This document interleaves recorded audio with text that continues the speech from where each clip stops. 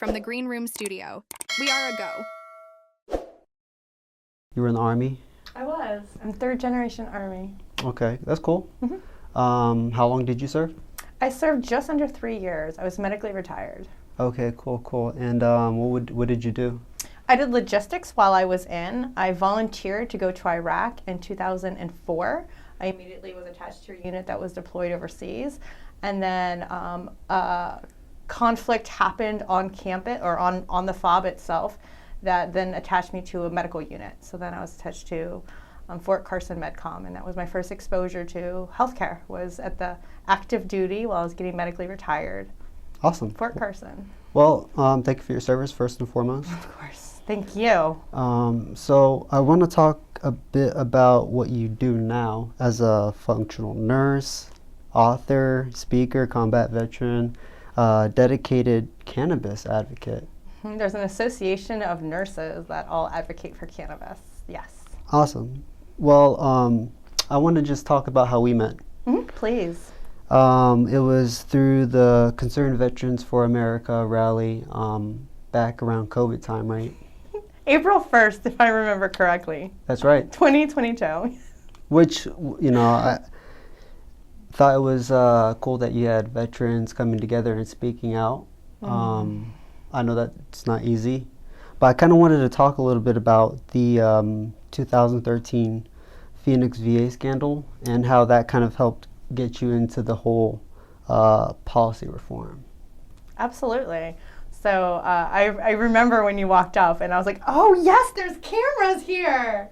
And that David Houston had said he had met you through some of his other channels, and I was very excited for that. So when we met at the protest, it was outside of Bay Pines VA Medical Center and Anna Paulina Luna's district, where we live in Tampa. And when we were standing out there, my sign said "Veterans over Bureaucrats," and then there was another sign that I was like flapping out, and it said "You can't fool us." And it was in the heart of COVID when there's a lot of different mandates coming out. And it was just having that experience of 2000. So I finished nursing school. I got out of the military in 2006. And then I finished nursing school in 2013. And I had first spoken out against the VA, what I was witnessing as a VA nurse in 2013. So I already had 7 years experience before COVID happened. So it was not my first hospital protest. It was not my first gathering people together.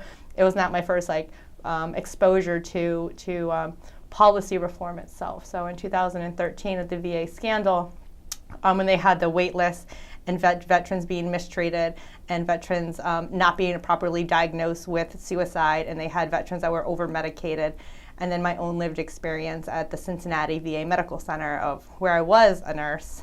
I found Concerned Veterans for America because they solely focus on VA reform. They have a VA reform arm, and then they have a foreign policy arm. And I have always focused on the VA reform arm of Concerned Veterans for America. So that itself has led me to beautiful opportunities to meet lawmakers and advocate, teach activists, be an activist on the ground, host rallies, host protests, empowering people to find their voices and going to county commission meetings, finding hospital board meetings. So in 2020 and 2021, when COVID was happening, down at Sarasota Memorial Hospital, getting average people together who were concerned that they weren't able to get ivermectin inside of hospitals or hydroxychloroquine, and teaching them how to tell their story in 3 minutes on film, on record, with the public and with the media there, and just using our voice as average people in the community, as average taxpayers, as average Joe, as average veterans, to be like, we can impact where we live. That's awesome. Yeah, very encouraging. Thank you. Good on you for doing it. Thank you. Out, yeah. I see that you were also a minister. That's kind of cool.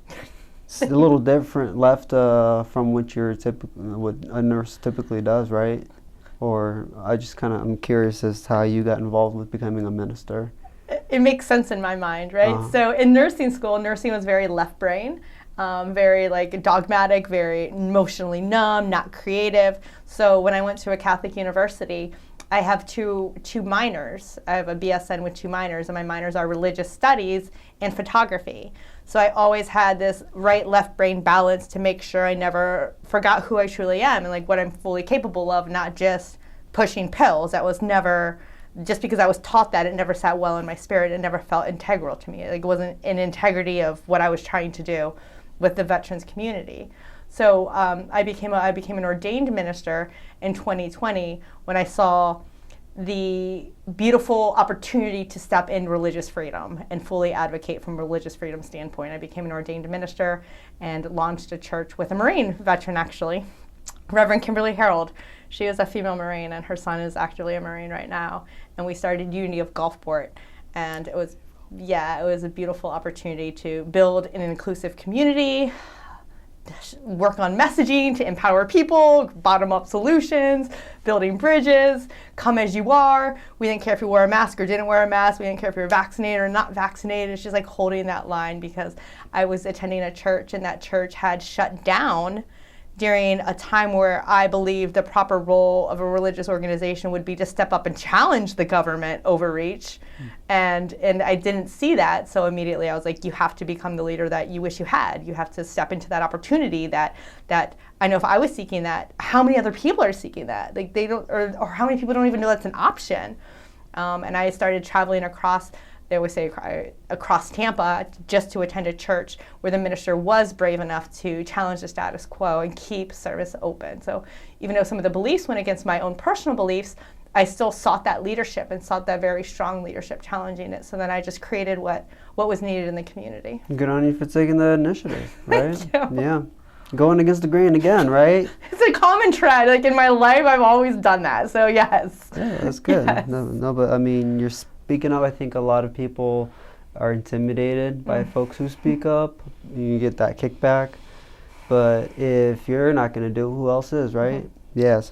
And then you had to take a sabbatical, though, because you had to take care of your dad. Yes. What happened?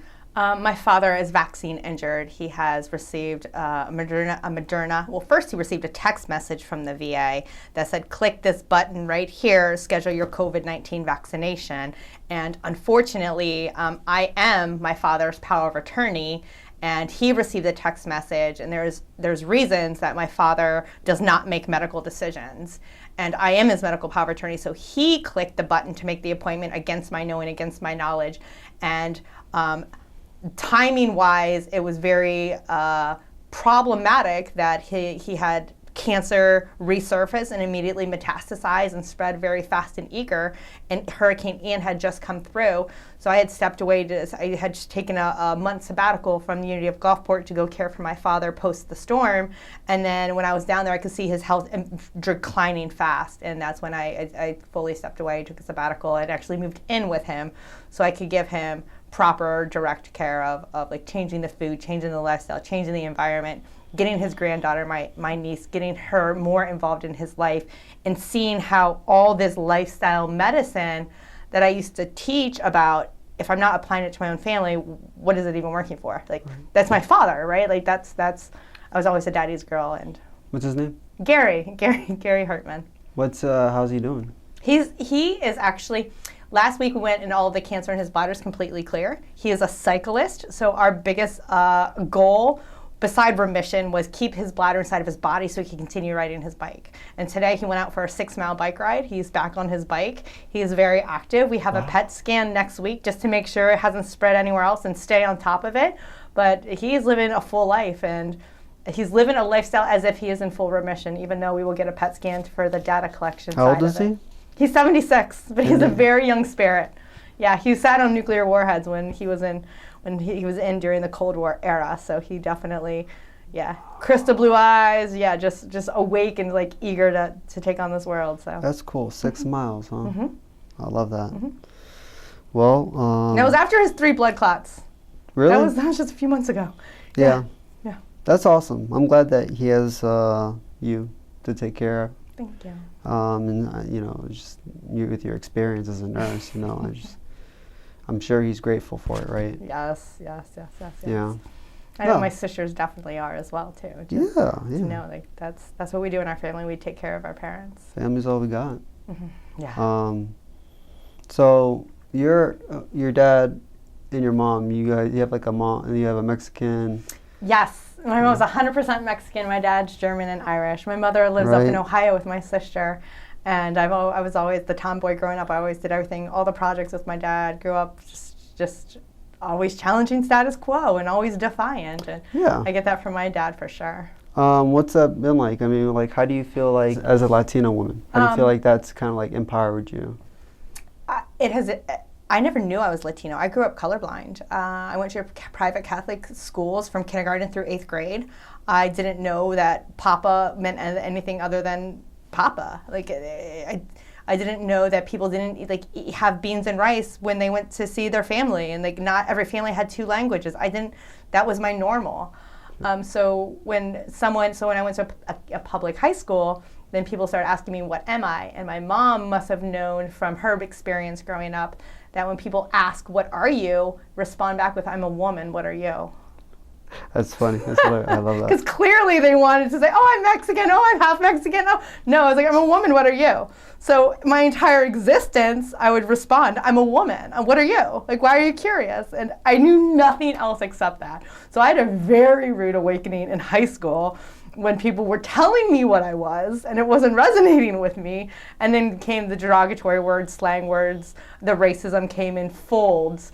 And I'm the youngest of 3 daughters, so I looked at my sisters. They've helped create my worldview. So I'd look at my sisters and I'd be like, what did you guys do? How did you respond? Like, you guys aren't getting in fights. Why am I getting in fights? What's going on? And they said, they would tell everyone they were Hawaiian. And then everyone just accepted that. Like, they were just accepted because we're all 3 different shades of brown. And I'm the darkest. I have the darkest pigmentation. But we all have brown eyes, brown hair, brown skin. My dad's 6'2", blonde hair, blue eyes. My mom's 100% Mexican, like so 5 foot, black eyes, black hair, and it's so we know. So it was high school was very interesting when I didn't have effective coping skills at all. It got very colorful, very very fast. Yeah, I think it's important to stay close to the roots. You know, diversity is a big thing.